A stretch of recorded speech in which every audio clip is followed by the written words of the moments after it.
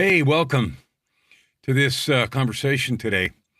And this is the second to last part of this conversation I thought about having. And it strikes me as a coach because there's so much failure in the coaching world. You know, I love the idea and the outcome and the process of helping someone get where they want to go. And I think back through my life about how many times I wanted something and I either found it really difficult or I couldn't do it by myself and I needed help. And that help comes in all kinds of forms. It comes maybe in the form of ideas.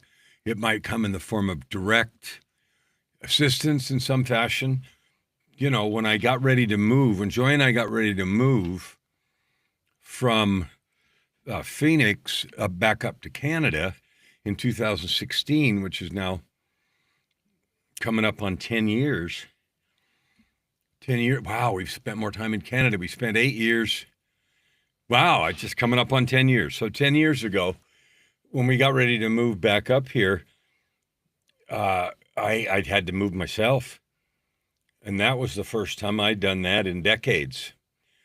Because when I had certain jobs, and somebody paid for the move, and that included all the packing and everything. And when we moved from Canada to the U.S. in 2008, I hired a moving company, and they did everything. In 16, 8 years later, when we moved back up to Canada, we needed a lot of help because we decided to do it ourselves. And we needed help.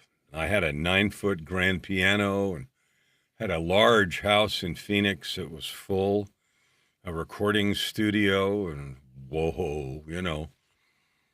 So we packed for many days ahead of time, several weeks actually, and got rid of things. And I think Joy has been an eBay online merchant for decades, very, very successfully in several different areas, archaeological artifacts and antique glass and china and silverware. And Phoenix was a great place for that because, a lot of retired people go there and then they die and kids don't know what to do with or don't want what's left. And so they take it to an auction house to sell. And so we regularly went to auction houses and bought up estate sales and things like that.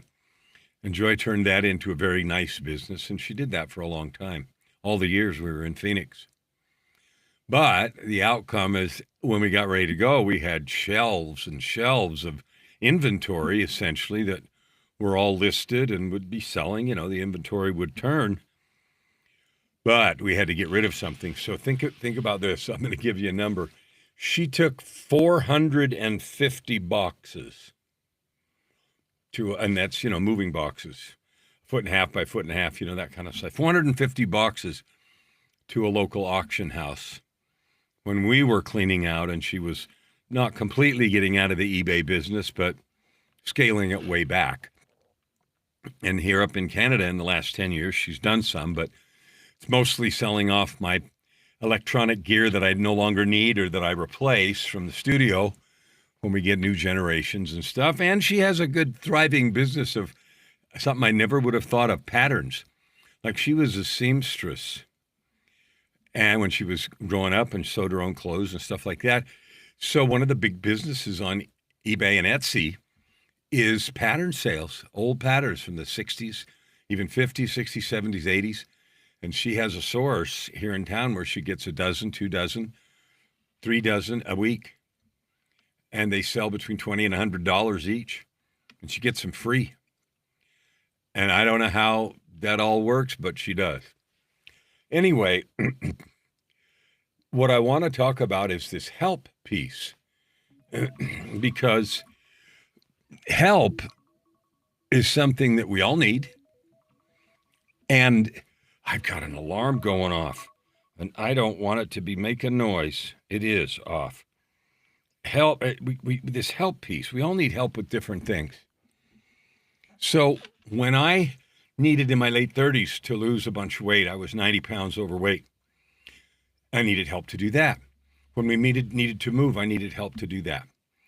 And so there's many examples that you can think of in your own life and places where you've given help, where you've been the help.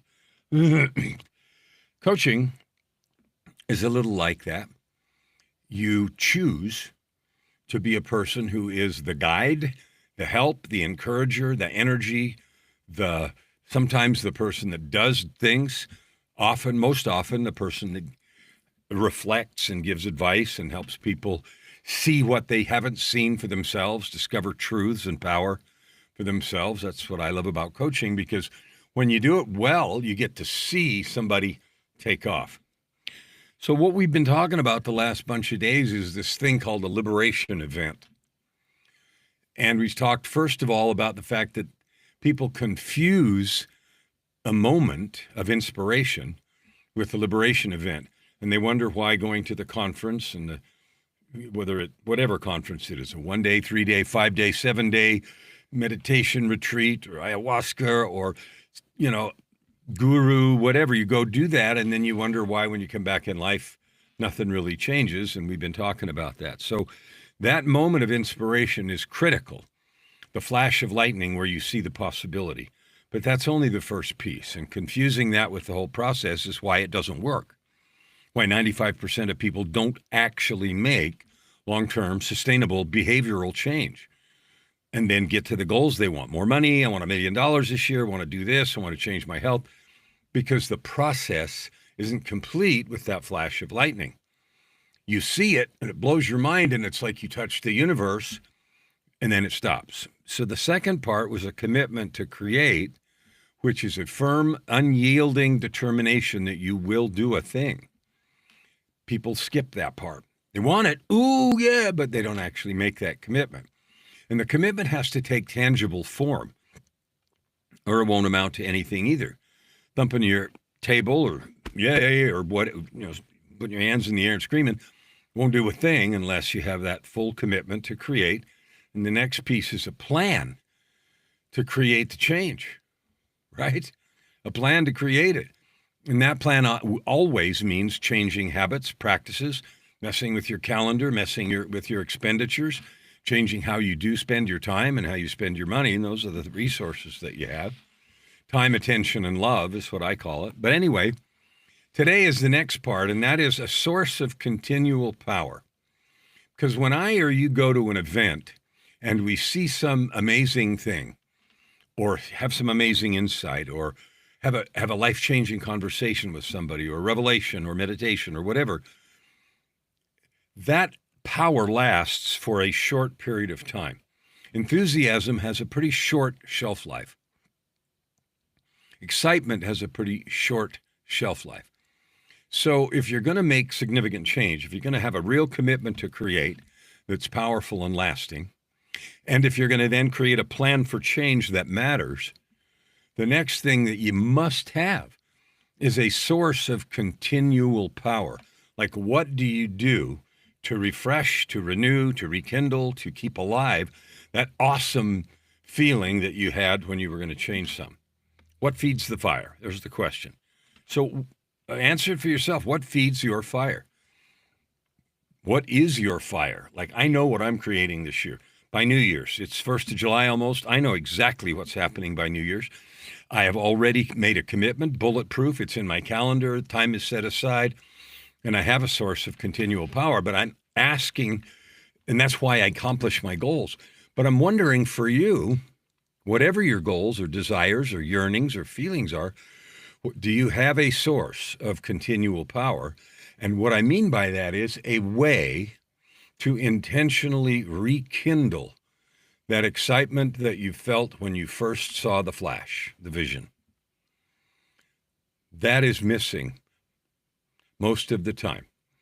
What people do, and I see this all the time because I interview so many people and coaching clients and all the rest, they try to remember what it felt like, what they saw.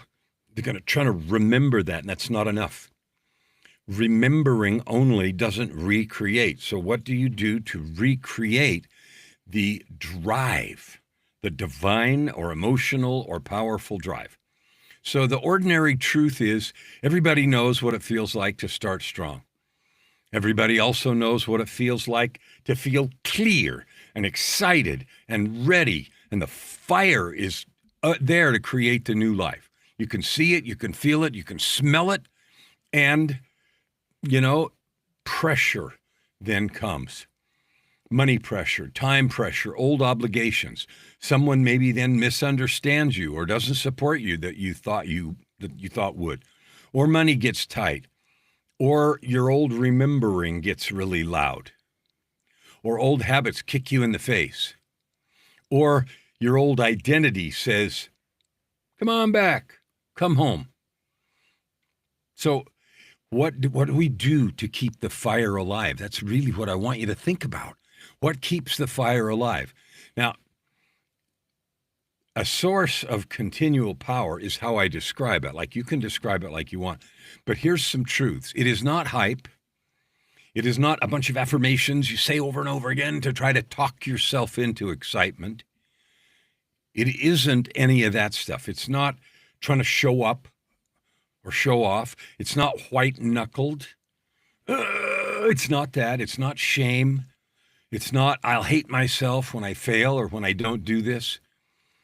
Those things might create stuff for a minute, but they don't last. And more importantly, are just incredibly draining. And they don't feel true. You can't outprove that. I got to prove something. You can't do that.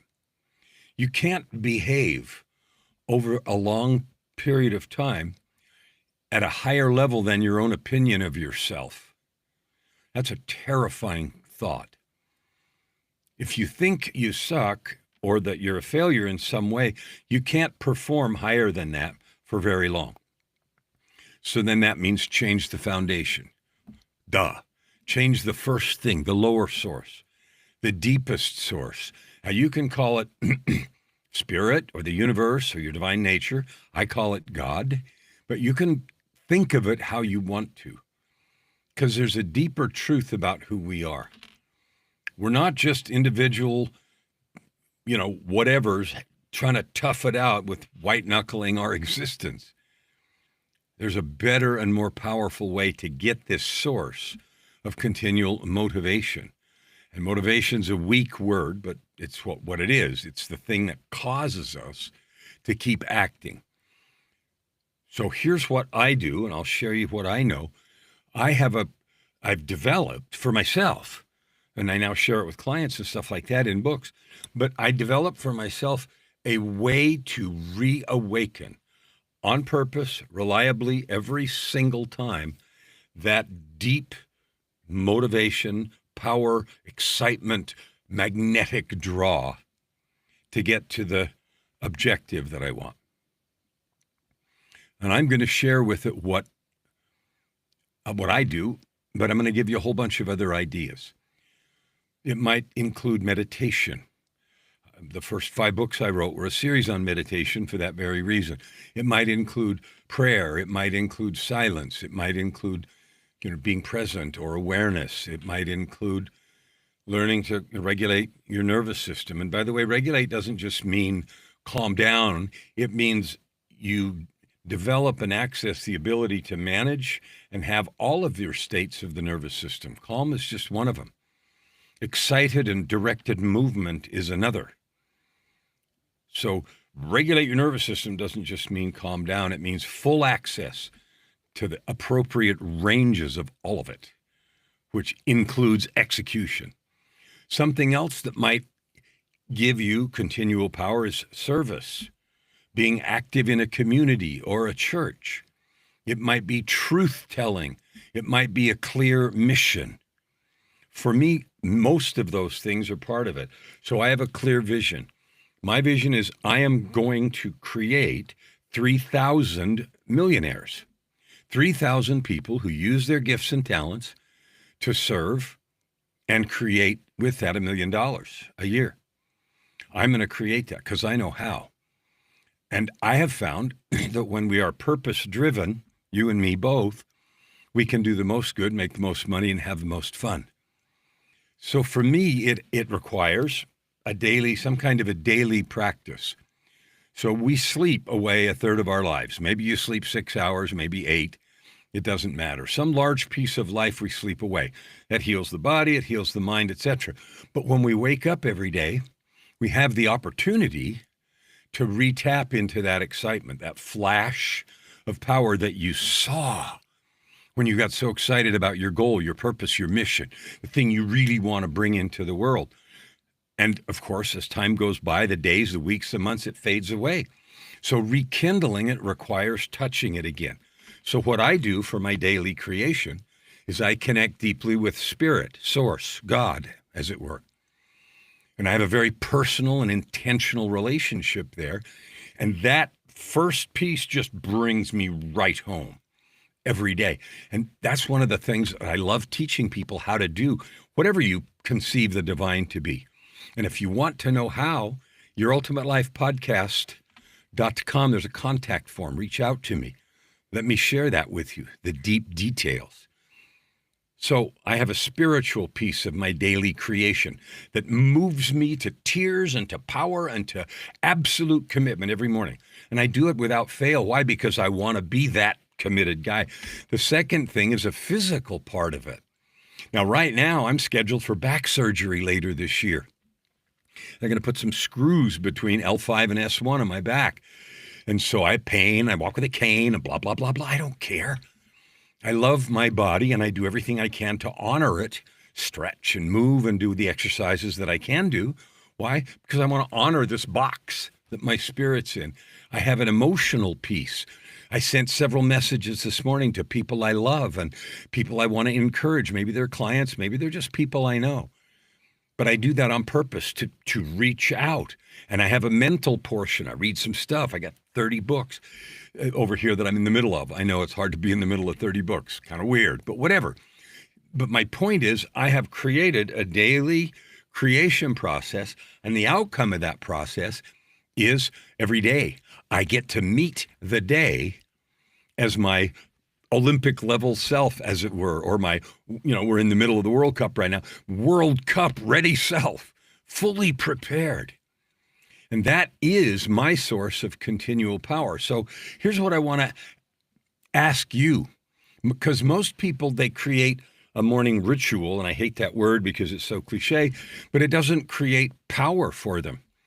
Sometimes often I'll ask somebody, so how do you start your morning? And they'll say, I have a morning ritual. And then I say, what do you do?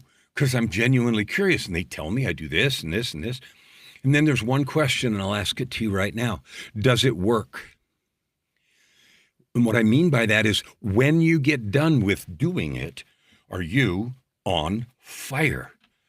In love with yourself, in love with the opportunities you have today. And if it doesn't do that, it doesn't work. So get a new one. Build a different one, because the only point of having that is to get ready and be the very best you can be. And the cool thing is we control that. We control how we show up every single day. And you can tell if it works. Here's how you can tell. Do you skip it? Don't have time, got up too late, I got to skip my routine today. If you skip it, it's not working. Because when it works, you never skip. You know why? Because it's so exciting, you can't stand to skip it. So if you're skipping your daily creation or morning ritual, morning routine, whatever you call it, if you're skipping, some days it doesn't work yet. And I know that. I used to do that. And I used to get so mad at myself. I'd get after myself badly. Oh, you're behind. You got to get up earlier. You got to do this and that and all that drama, right?